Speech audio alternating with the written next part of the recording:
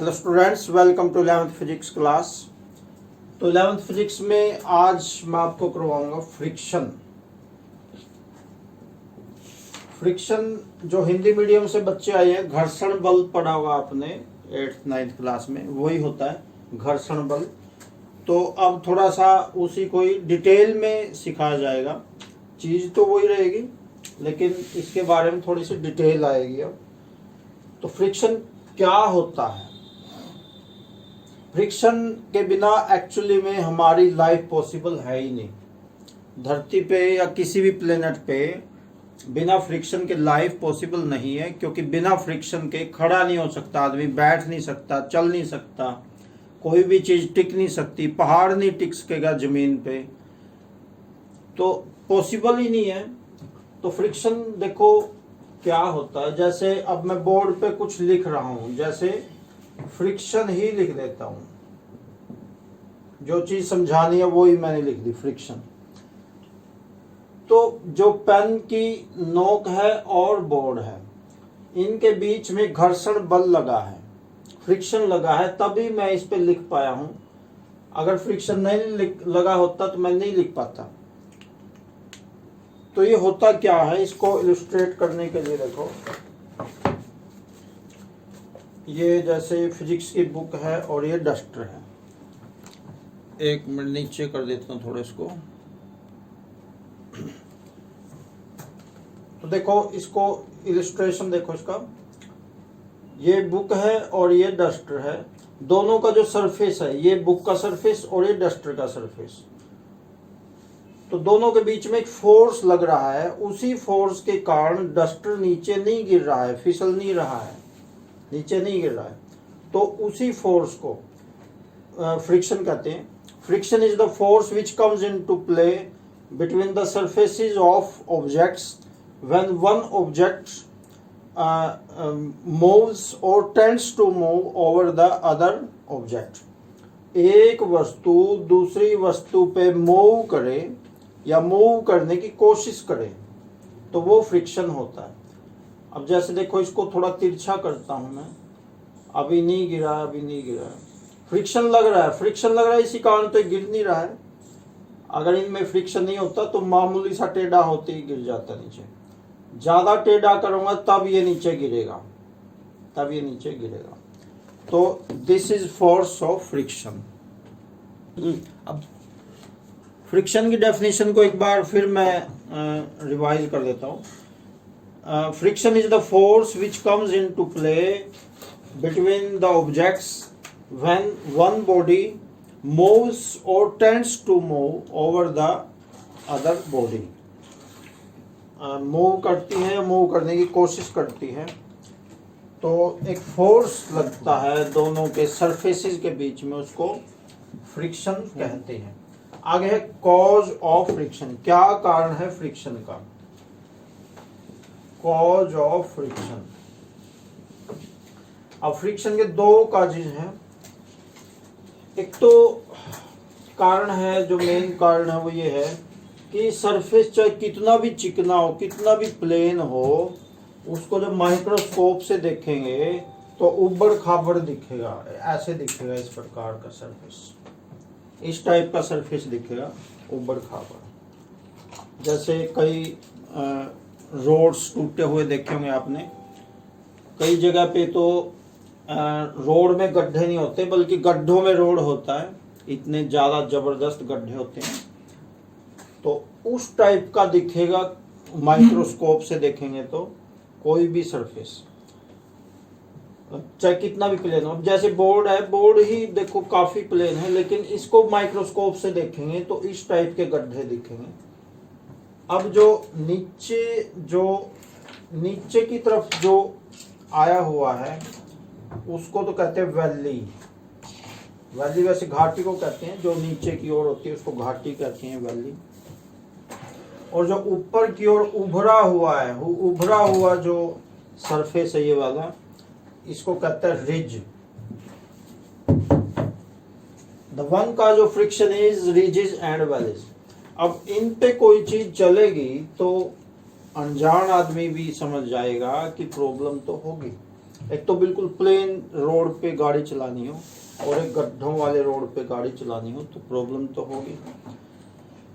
तो बिल्कुल प्लेन दिखने वाला जो सरफेस है उसमें रिजेस एंड वैलीज होती है, and ridges and valleys are the cause of friction. One cause of friction, एक कॉज तो है ये, दूसरा कॉज ये है।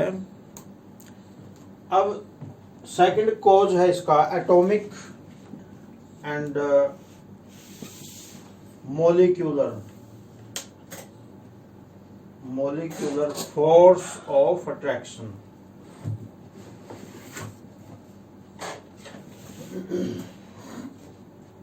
ये सेकंड कॉज है। अब जैसे मैंने पेन से जो बोर्ड पे लिखा है, ये बहुत बढ़िया एग्जाम्पल है फ्रिक्शन को समझने के लिए।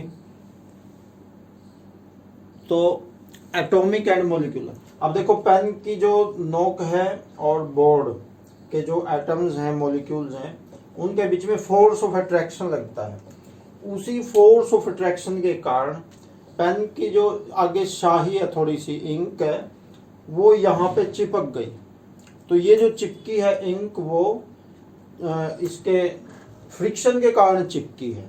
यहाँ इंक चिपक गई, उसी इंक चिपकने से ये वर्ड्स यहाँ पे लिखे गए। अगर ये इंक नहीं चिपकती तो नहीं हो सकता। ऐसे कई चिकने बोर्ड जो चौक से लिखते हैं तो उन पे चौक नहीं चलता। चिकने बोर्ड्स पे कई बार देखा होगा आपने, चिकने बोर्ड्स पे चौक नहीं चलता। उसका कारण ये होता है कि चिकना जो बोर्ड है उस पर फ्रिक्शन कम हो गया।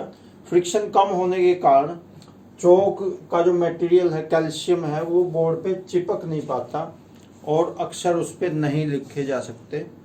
ये भी एक कारण है, कॉज ऑफ फ्रिक्शन ये भी है। नेक्स्ट है टाइप्स ऑफ फ्रिक्शन। फ्रिक्शन कितने टाइप का होता है? फ्रिक्शन 3 टाइप के होते हैं। फर्स्ट है static friction. Static friction, static friction क्या होता है? तो स्टैटिक का मतलब विराम अवस्था में।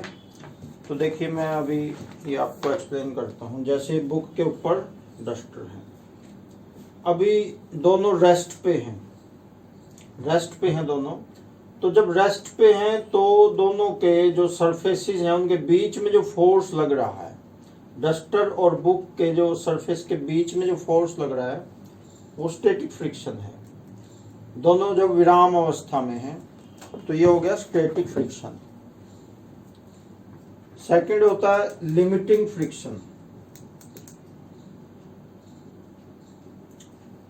लिमिटिंग फ्रिक्शन, लिमिटिंग जो शब्द बना है लिमिट से बना है कि मैक्सिमम लिमिट। अब देखो अभी ये ध्यान से देखना है, लिमिटिंग फ्रिक्शन समझने का ये बहुत बढ़िया तरीका है। अभी डस्टर रेस्ट पे है, बुक भी रेस्ट पे है।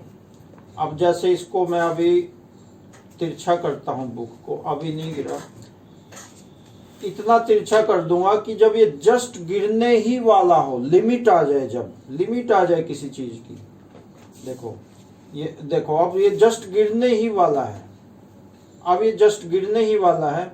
तो अब जो दोनों सरफेसेस के बीच में फोर्स लग रहा है यह है लिमिटिंग फ्रिक्शन।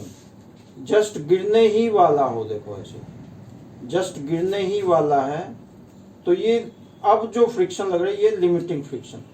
रेस्ट पे हो वो तो स्टैटिक फ्रिक्शन। जब लिमिट पे आ जाए, बिल्कुल गिरने ही वाला हो, वो वस्तु चलने ही वाली हो, तो वो लिमिटिंग फ्रिक्शन। और डायनेमिक फ्रिक्शन थर्ड है, dynamic friction. DYNAMIC, dynamic friction. Dynamic होता है गति में।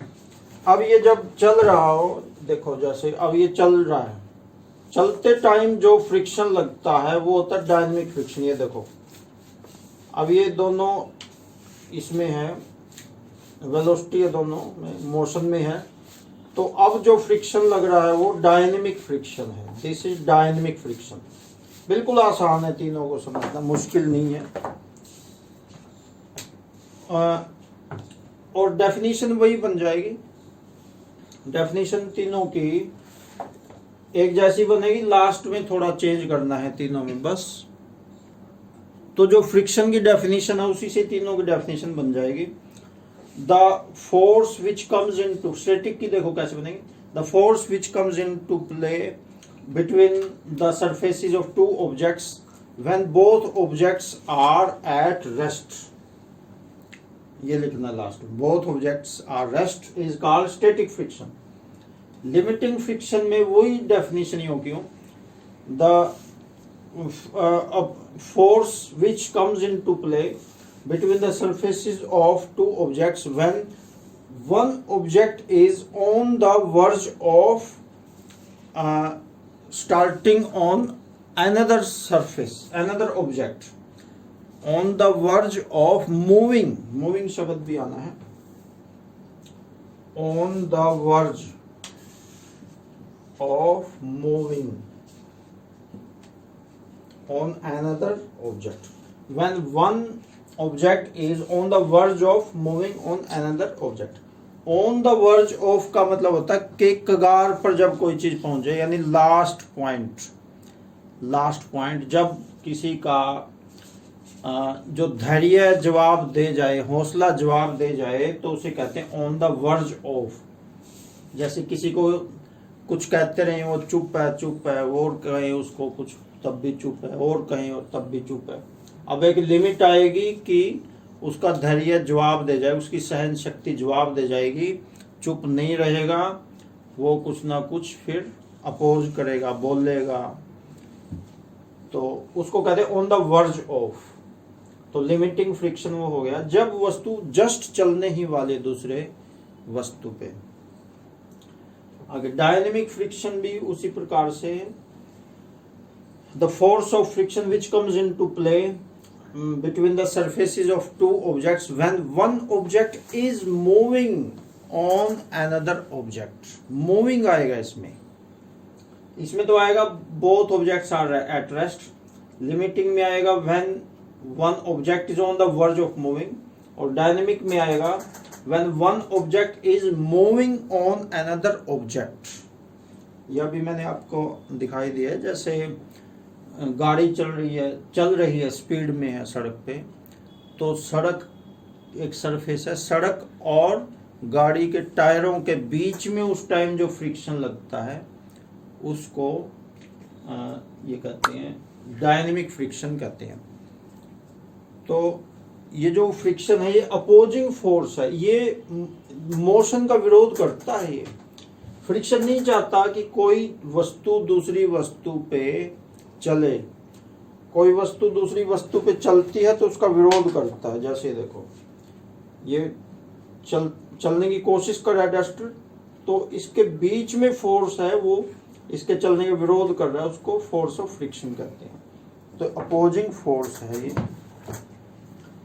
तो आज इतना ही कर लो, आगे अभी फ्रिक्शन में अभी और भी बहुत कुछ है सीखने के लिए, और साथ में इन टॉपिक्स को लिखना भी है। फोटो में भेजता हूँ आपके पास, उस फोटो में से देख के इसको लिखना भी है। Okay, thanks.